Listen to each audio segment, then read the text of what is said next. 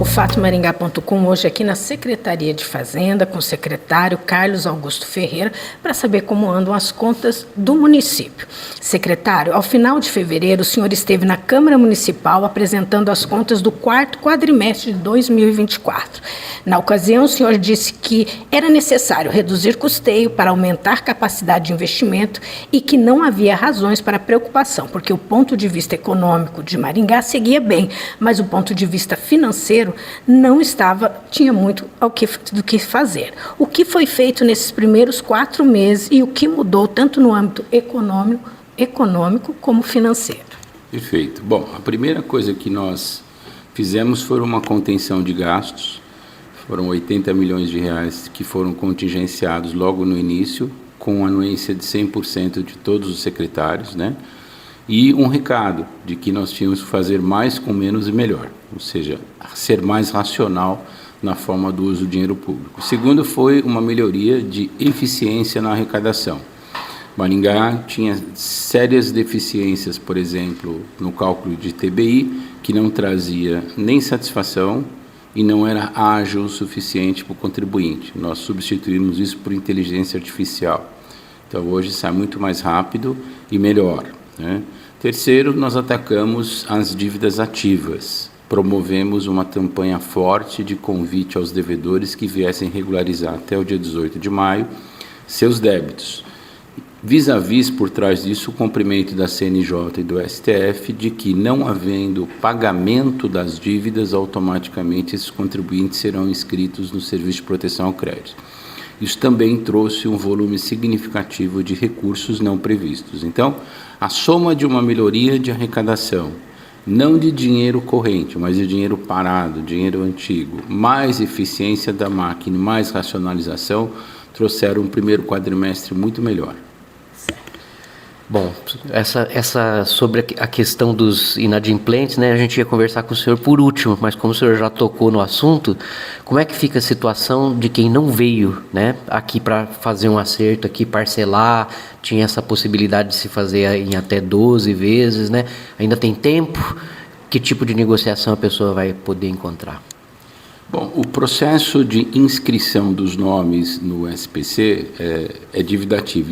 Dívida ativa é uma responsabilidade da Procuradoria. A Procuradoria está preparando os cadastros para envio. Então, durante o restinho desse mês, o mês de junho, os devedores que não vieram honrar seus compromissos terão seus nomes inscritos no SPC. Por que SPC e não protesto? Porque o SPC, na regularização, não tem nenhum custo por contribuinte. Fosse o protesto, teria um custo importante de 150, 200 reais no momento que ele viesse regularizar. Então, nós também tomamos o cuidado de cumprir a lei, mas de uma forma mais econômica e cômoda para o nosso contribuinte. Econômica para o município também, né? Porque quando o município coloca num protesto, também custa para o município primeiro, não? Não, o município paga exclusivamente quando põe no SPC, não é nos cobrado nada no cartório. Então o município abriu mão de fazer uma economicidade para poder preservar o contribuinte que já é devedor. Por que eu vou introduzir um custo a mais para quem já está devendo? Então a ideia era respeito, conveniência e facilidade. Esse foi o formato optado pela Prefeitura. Certo. No relatório, em fevereiro, o senhor falava que o superávit era de 112 milhões. Qual é a situação atual? Bom, o superávit contábil nosso passou de 200 milhões e nós tínhamos um caixa livre em dezembro de 44 milhões, hoje está em 140 milhões de reais. Deixando claro que tanto a contingência e quanto as medidas tomadas estão até o momento sendo muito assertivas. De acordo com o relatório do primeiro quadrimestre de 2025, Maringá arrecadou 203 milhões com o IPTU. Ainda restam 60 milhões. É satisfatório ou ainda existe muita inadimplência? Olha, nós temos uma inadimplência que é histórica, entre 6% a 8%, e ela está absolutamente sendo a mesma. É óbvio que a gente percebeu que vários tributos, não exclusivamente o IPTU, tiveram uma retração, fruto do momento econômico que o país inteiro passa, uma taxa de juros alta, seguido de uma inflação que não cede E o primeiro quadrimestre é difícil para todo mundo, porque você tem IPVA, você tem matrículas escolares, você tem IPTU.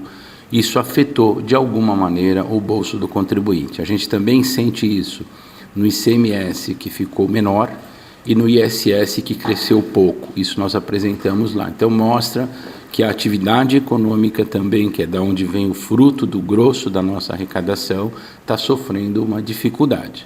A recuperação do ponto de vista financeiro, a capacidade de investimento, esse é um processo lento, né? Mas houve algum sinal com essas contenções, com esse trabalho que o senhor está fazendo? Sim, nós saímos de 44 milhões de caixa livre para 140 milhões de reais, né?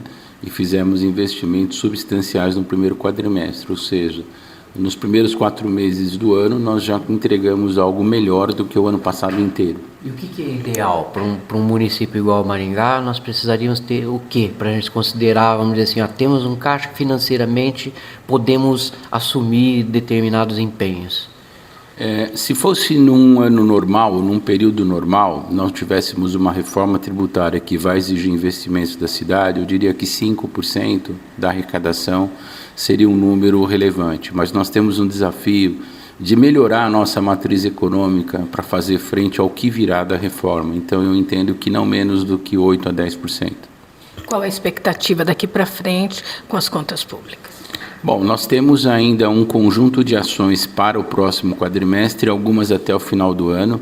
Parte delas ainda são confidenciais, porque dependem de discussões com Brasília. Nós estamos discutindo estruturas financeiras muito não convencionais, mas mais eficientes do que as existentes hoje em dia. E nós vamos tratar a dívida.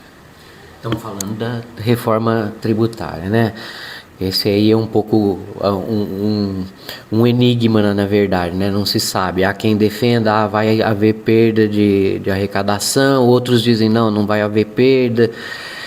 Como que o senhor vislumbra esse quadro hoje? Já se dá para se dizer o que pode acontecer realmente?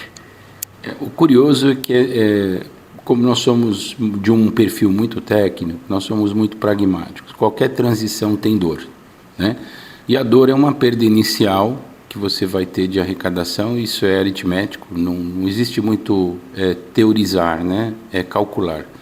E no nosso cálculo tem uma perda, nós vamos estar apresentando agora, salvo engano, 5 de junho na Câmara, o estudo que foi feito aqui. Maringá foi um dos primeiros municípios do Brasil a fazer o cálculo dos danos potenciais, né? E também nós estamos acompanhando o cálculo do fundo de transição, que poucos sabem, mas a média começou a ser calculada desde 2019 e vai até 2027.